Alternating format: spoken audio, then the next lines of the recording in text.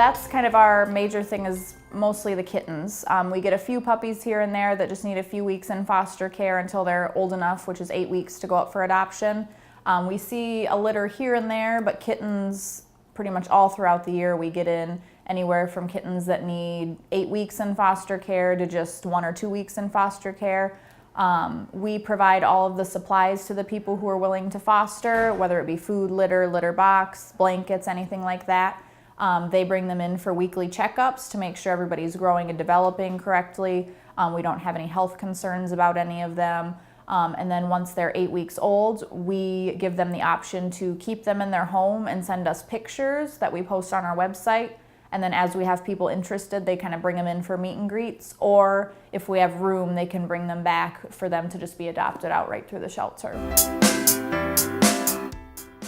So we have them fill out a separate application. It's our foster application. We're kind of looking for somebody who has a way of keeping them separated if they do have other animals, because sometimes those animals do come in and they're sick, or maybe they're carrying something, or they're very small and they could get sick from another animal. So you have to have kind of a room where you can keep them away from any other animals. And then somebody who's also just willing to dedicate the time, because a lot of times they do have to be medicated, or if it's a bottle baby, that does take a lot of time. You have to get up throughout the night every couple hours, kind of like a newborn infant. So somebody who's really dedicated time-wise.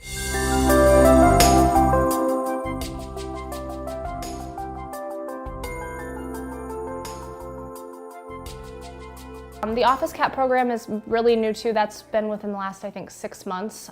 That's a separate application that we made up for that program. And the purpose of that is to get the animals seen by more people in the public. So, for instance, we have one office that I know is open to the public, and people can walk in and interact with the cat. And then there's another office where it's not necessarily open to the public, but they have like a clientele basis. So the people there come in for like a therapy type thing, and the cat's almost like a therapy cat. And we've had some success with people adopting just because they've fallen in love with the cat that way. But they take the cat into the office, they care for it, they put up all the supplies for it and everything, and then we post it on our website and advertise it, thank the business for kind of giving that cat a home. And another purpose is that that makes room for another cat to come over to the adoption center. So that cat can be available somewhere else, and we can also showcase this other cat that was made room for.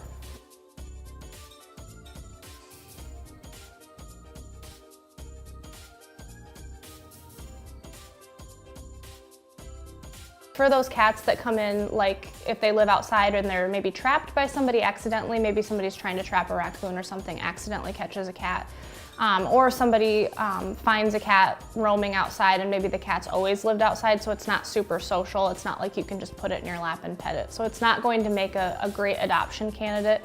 So a lot of times those cats, we will spay or neuter them, give them a rabies shot, and then we have a separate barn cat application for people who live outside of city limits and have like a working barn or shed or like a heated garage or something and want those outdoor cats.